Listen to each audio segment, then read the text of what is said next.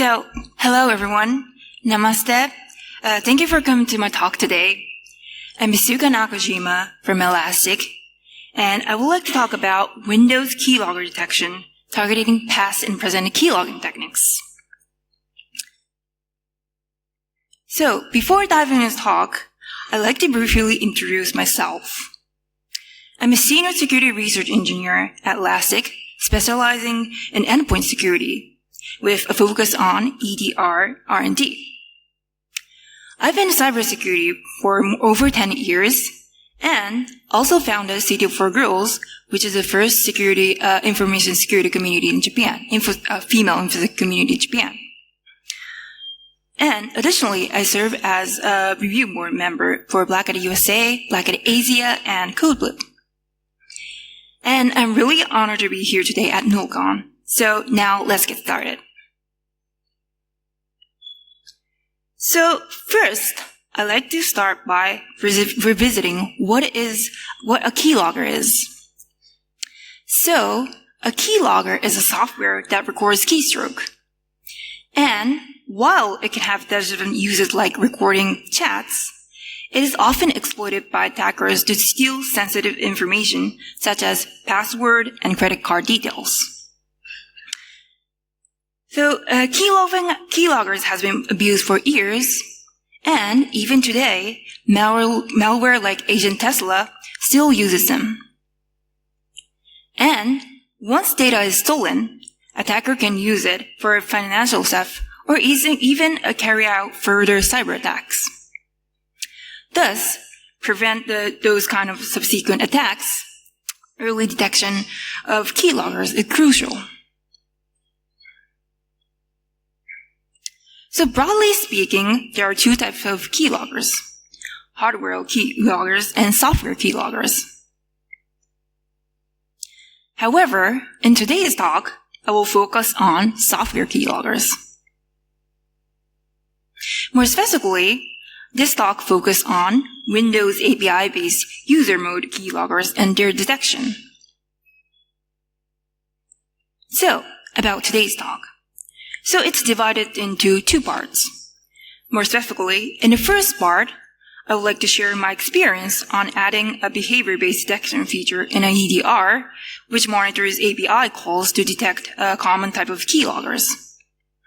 And on the second part, I would like to talk about a new method for detecting Hotkey-based keyloggers. So now, let's move on to the first part of the talk.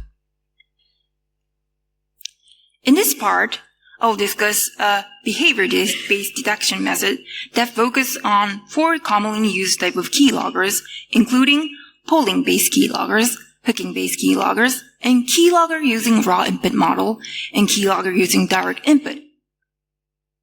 However, before we dive into detection, we first need to understand how these keyloggers work. So, let me start by explaining that. First, I'll explain what happens when a key is pressed in Windows. Note that everything explained in this talk is based on Windows 10. So please keep in mind that data structure and behavior may differ in other versions of Windows. So, this is a simple overview of how key input from a USB keyboard reach an application. So this diagram illustrates the flow of the original input model, which Windows uses by default. So first, when a key is pressed on USB keyboard, a HID keyboard report is sent to the Windows kernel side, specifically to the USB keyboard driver stack. In there, it's converted into a device-specific code known as a scan code. After that, Win30k driver converts the scan code into a virtual key code, which provides a standardized representation of a key press. Next, the virtual key code is packed into window message like WM key down and sent to the target application. As a side note, before that happens, the press key is stored in the async key state array. In the last step, the window message is added to the application thread message queue and picked up by the message loop. The window procedure then decides how to handle and process it. So that was an overview of what happens when a key gets pressed on Windows. So now that we understand how key input works, let's move on to how Keylogger works. First, let's take a look at polling-based keyloggers. A polling-based keylogger captures keystroke by repeatedly checking the state of each key at very short intervals. Simply put, while a user is typing, the keylogger continuously monitors key state and detects which key was pressed before the next one is typed. In this process, it is known that getAsyncKeyState API is commonly used. From a more technical perspective, it retrieves key state from the async key state array in the kernel space. Next, I would like to talk about hooking-based keyloggers. Windows provides a hooking mechanism that allows programs to intercept certain window messages before they reach to their intended application.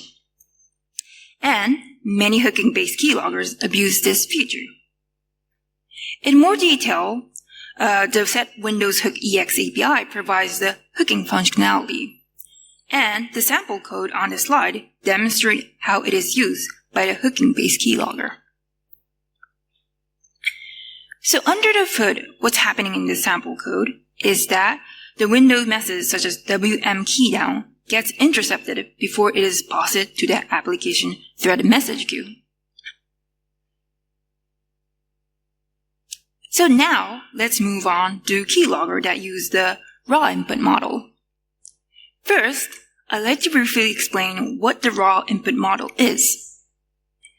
The key input flow I explained at the beginning follows the original input model, where the data entered from the input device like keyboards is processed by the OS before being delivered to the target application. In contrast, raw input model delivers input directly to the application without being processed by the OS. This input model was introduced in Windows XP to support a wider range of input devices. So by default, no application receives raw input. And to receive raw input from a device, an application must register the device first using the register raw input devices API. And a keylogger using a raw input model works by secretly registering the keyboard with the register raw input devices API. And it captures the keystroke by collecting raw input data through the get raw input data API. The last type of keylogger is one that utilizes direct input. Direct input is one of the components of Microsoft DirectX API, which is used for handling multimedia tasks such as gaming and video.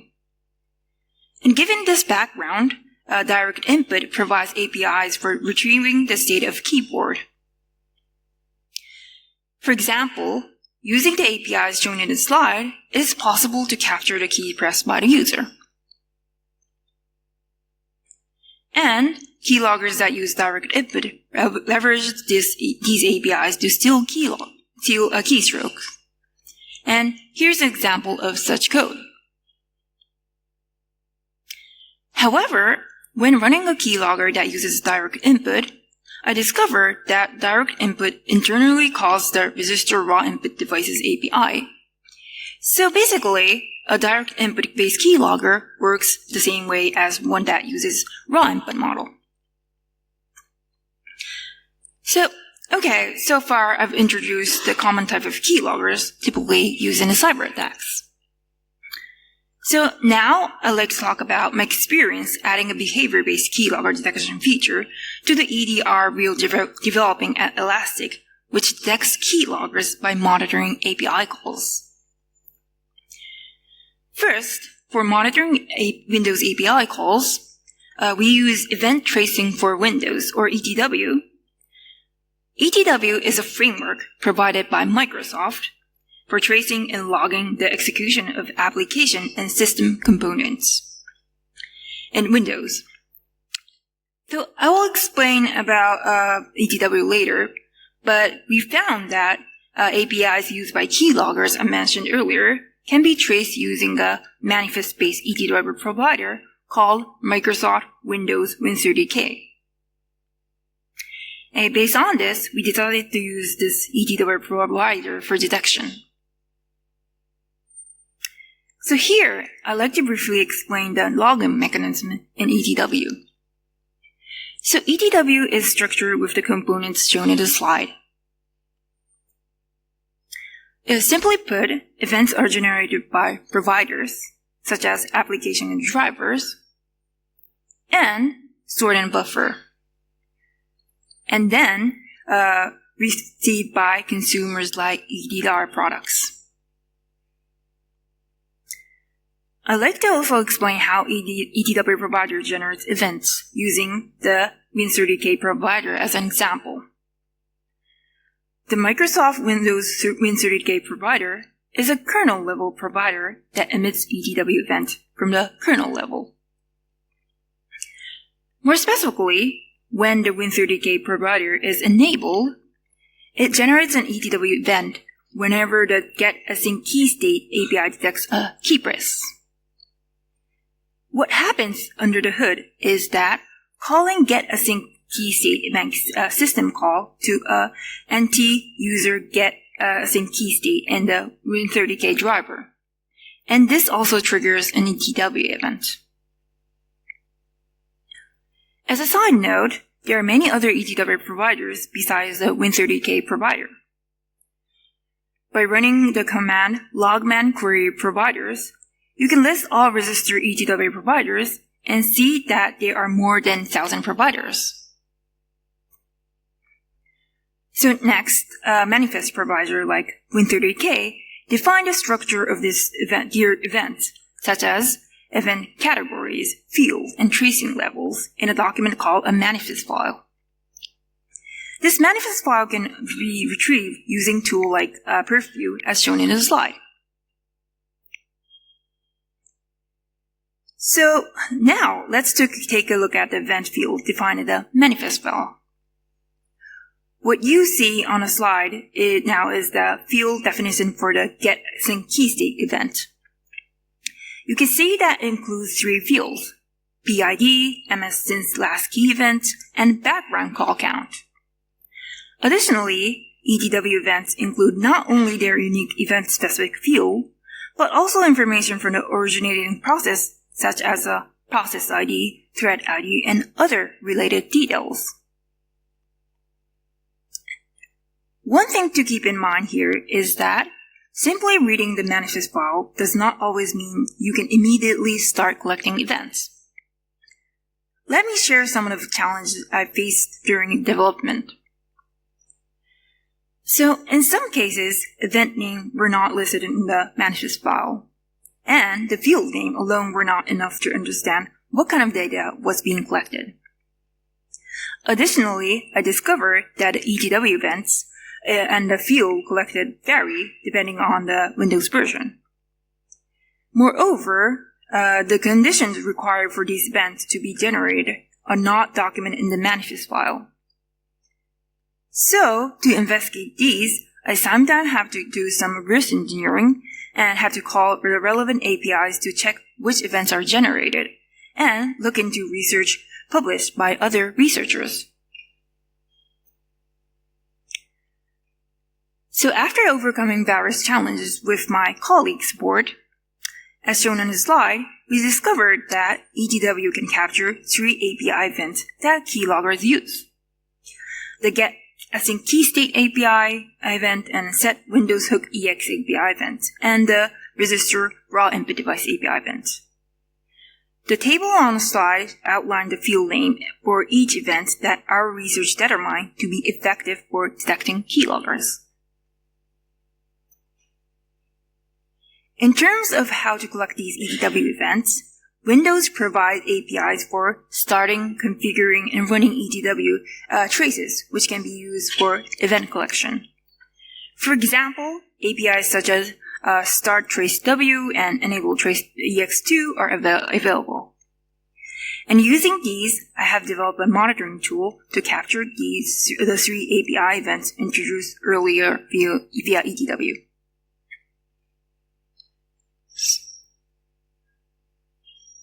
So now I'd like to show you a demo of this Win30K API monitoring tool.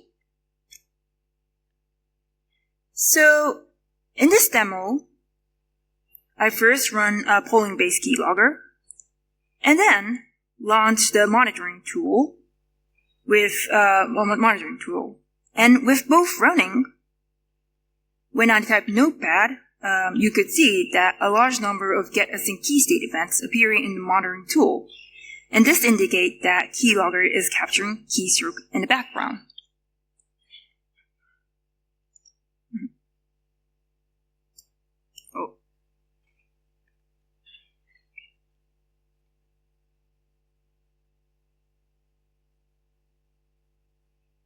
So now that we understand how to collect Win30K ETW events, in the next few slides, I'd like to walk you through the behavior detection rules we created using the collected events. First, I would like to go into details of getAsync keystate event and the behavior detection rules for polling-based keyloggers using this event. As shown in the slide, there are 2 fields in the getAsync keystate event that are considered useful for keylogger detection: MS since last key event and background call count field. Especially background call count is important for detection, as it represents the total number of getAsync keystate API calls, including unsuccessful ones since last successful getAsync keystate event. In other words, an API call that successfully captured a key press.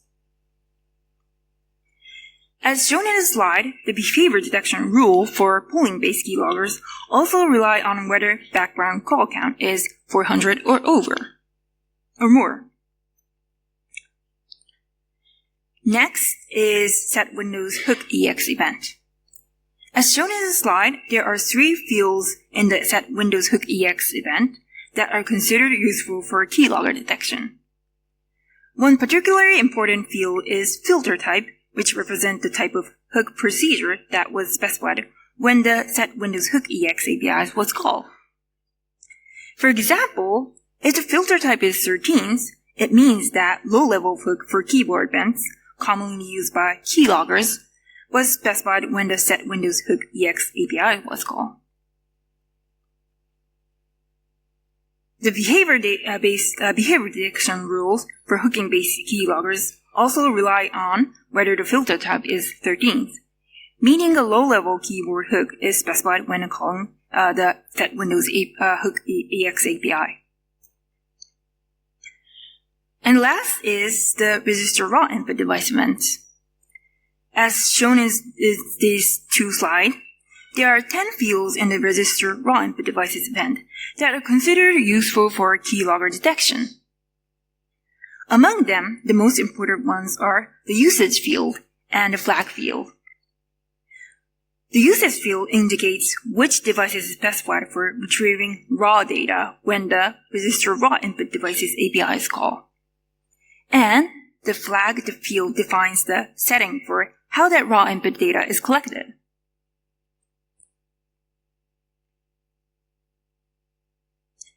In the behavior detection rule we developed, it first checks the usage field to determine whether the register device is a keyboard. And if so, then it checks the flag field. And if the flag field includes a REDIV input sync flag, it raises an alert. Because this input sync flag setting allows application capturing key inputs, even when it in Windows is in the foreground, and it is typically used by the keyloggers. So this slide shows all the behavior-based detection rules we created to detect keyloggers, which I introduced earlier. And by the way, I'm going to publish this slides later, so there's no need to take notes now. And in addition, I've also published a blog post that provides a brief overview of what I've covered so far. So that's it for the first part. So next, I'd like to move on to the second half of this presentation, which focuses on detecting Hotkey-based keyloggers. So here, I'd like to start by sharing how I first came across Hotkey-based keyloggers. I first learned about Hotkey-based keyloggers after releasing the keylogger detection feature I mentioned earlier. Specifically, one day, I received a message from a researcher named Jonathan Barr-Orr, who had read my blog post. And along with the message, he sent me his GitHub page introducing a new keylogging techniques. And that was the Hotkey-based keylogging technique. Just to give you some background of him, he is a principal security researcher at Microsoft and also served on Nullcon review board. And, by the way, I didn't know he was a Nullcon review board until I submitted the CFP to Nullcon, so I was really surprised about this. So, back to the Hotkey-based keylogger. Jonathan not only introduced the concept, but also released Hotkeys, a proof of concept of Hotkey-based keylogger. Here, before diving into how Hotkey-based keylogger works, I'd like to start with a quick refresher on what a hotkey is. So, a hotkey is a type of keyboard shortcut that directly invokes a specific function on a computer by pressing a single key or a combination of keys. For example, as you may already know, pressing Alt-Tab key triggers the task switching function. And this Alt-Tab combination is a hotkey. So in Windows, besides predefined hotkeys like Alt-Tab, you can also set a custom hotkey using Register Hotkey API.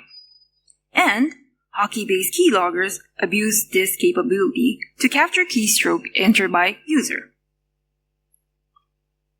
So, for the next few slides, I would like to explain the details of this keylogging technique step by step.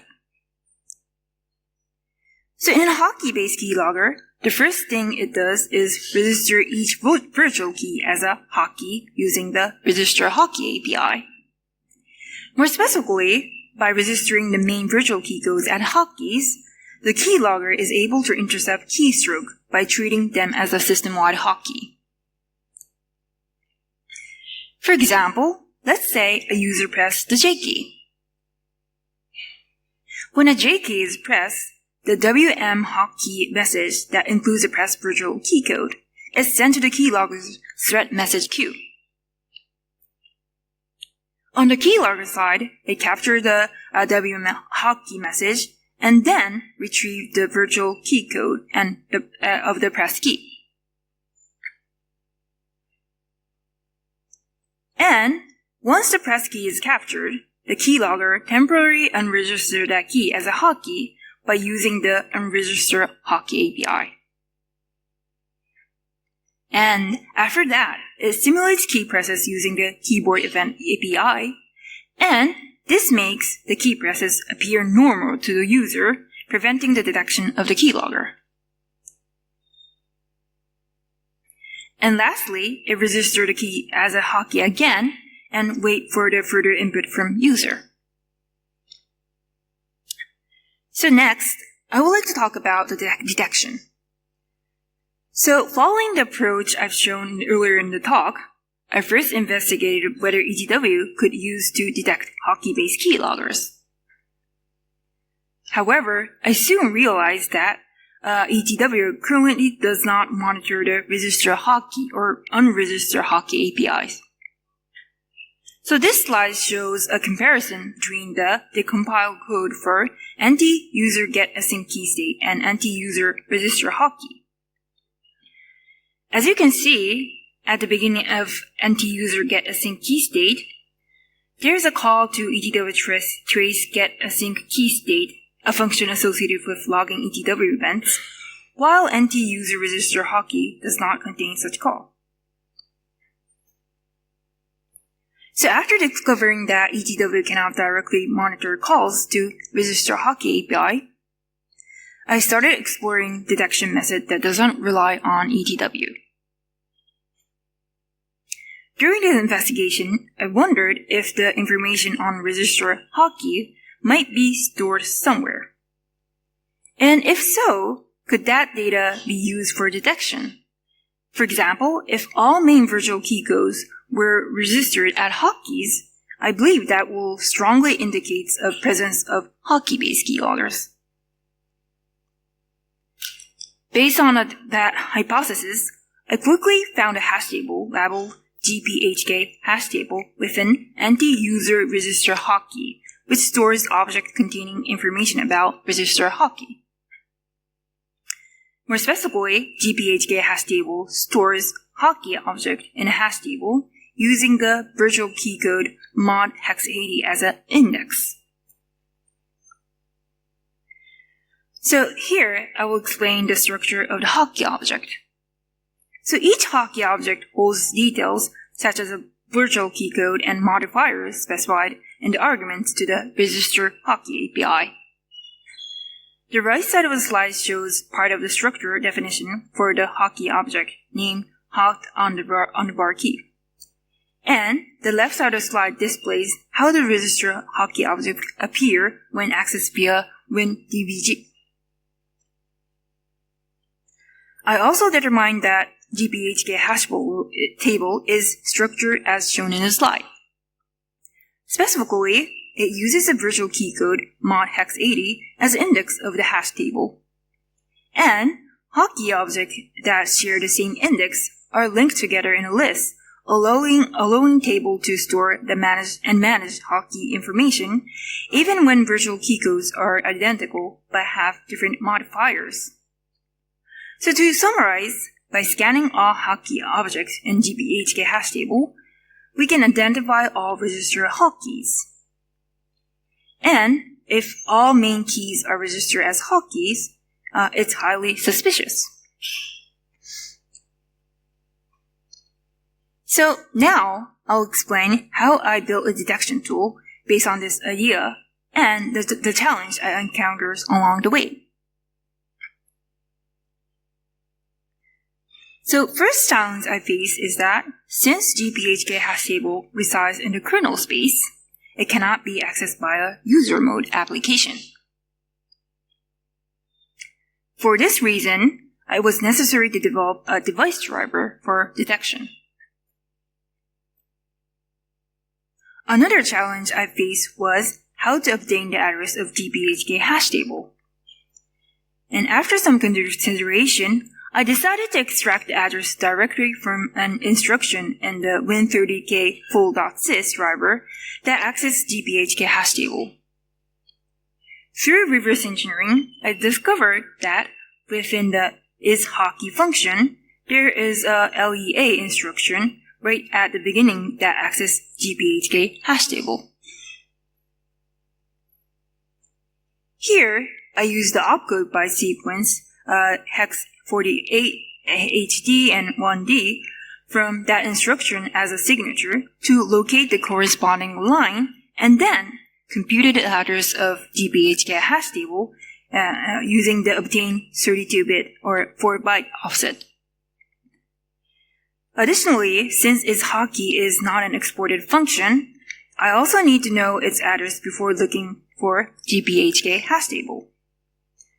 So through further reverse engineering, I discovered that the exported function addition isHotkey calls the isHotkey function. Here, I would like to summarize how I obtained the address of GPHK hash table. In a detection tool I developed, it first determines the base address of win30k full sys using the PSLoaded module list API. Then, it resolves the address of the addition isHotkey function using the RTL find exported routine by name API, and then finds the address of isHotkey function, which is inside the addition isHotkey function. Specifically, the call instruction that calls isHotkey function is used as a signature to find the address of isHotkey function. Finally, as mentioned earlier, the lee instruction inside the isHotkey function is used as a signature to find the address of GPHK hash table. So that's how I obtained the address of GPHK hash table. So next, once I finalized the approach to obtaining the address of GPHK hash table, I began writing code to access the memory base of Win30k full sys to retrieve that address. One challenge I encountered at that stage was that Win30k sys is a session driver. So before proceeding further, I would like to briefly explain what a session is. So in Windows, when a user logs in, a separate session with a session number starting from 1 and dedicated desktop environment is assigned to each user. And simply put, the first user login is assigned session 1, and if another user logs in while that session is active, that user is assigned session 2, and so on. And kernel data that we manage separately for each session, in other words, per login session, is stored in the isolated area of kernel memory called session space. This includes GUI objects managed by Win30k drivers such as window and mouse and keyboard input data, ensuring that the screen and input remain properly separated between users. And based on its background, Win30k full sys is known as a session driver. This means that, for example, hotkey information registered in a session of the first login user can only be accessed from within that same session. So, how can we work around this limitation? In such cases, it is known that the KE-stack attach process API can be used. The KE-stack attach process API allows the current thread to temporarily attach to the address space of the specified process. If we can attach to a GUI process in the target session, more precisely, a process that has loaded Win30k full sys, then we can access Win30k full sys and its associated data within that session. For the implementation, assuming that only one user is logged in, I decided to attach winlogon.exe to process responsible for handling user the process responsible for handling user logging operations. So lastly, the detection logic. So in my tool, when a GPHK hash table is scanned, and if all alphanumeric key are registered as hotkey, an alert will be raised. And this, because this strongly indicates the presence of the Hotkey-based keyloggers. For simplicity, I focus only on alphanumeric key for detection, but checking all virtual key codes with modifier would also be easy.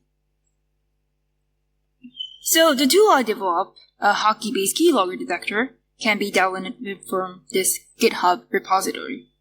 If you are interested in this tool, please access the URL shown in the slide. So, lastly, I'd like to show a demo of the Hotkey-based keylogger detector.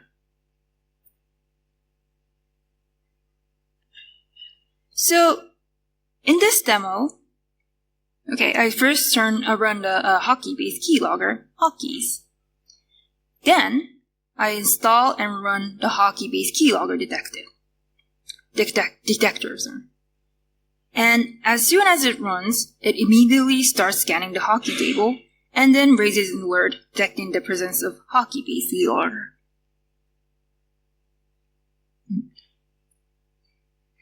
Oh, thank you. So that was for today.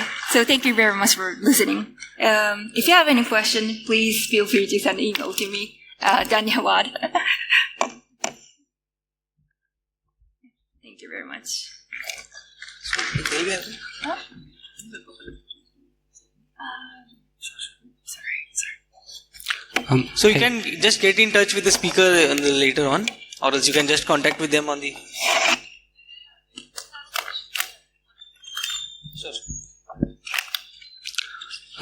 Hey Asuka. So I had a quick question about...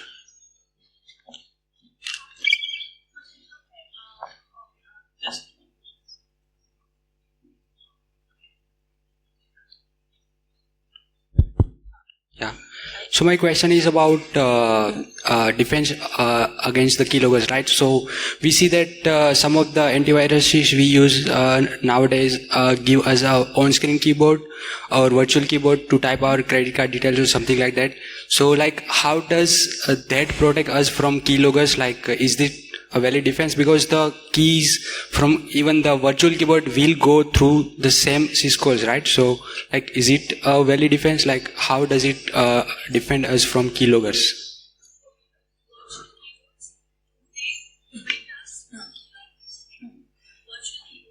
What?